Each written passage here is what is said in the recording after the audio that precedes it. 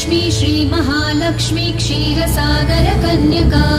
उत्तिष्ठ हरिसम्प्रीते भक्तानां भाग्यदायिनी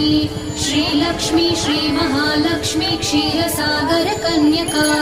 उत्तिष्ठ हरिसम्प्रीते भक्तानां भाग्यदायिनी उत्तिष्ठोत्तिष्ठ श्रीलक्ष्मी विष्णुवक्षस्थलालये उत्तिष्ठ करुणापूर्णे लोकानां शुभदायिनी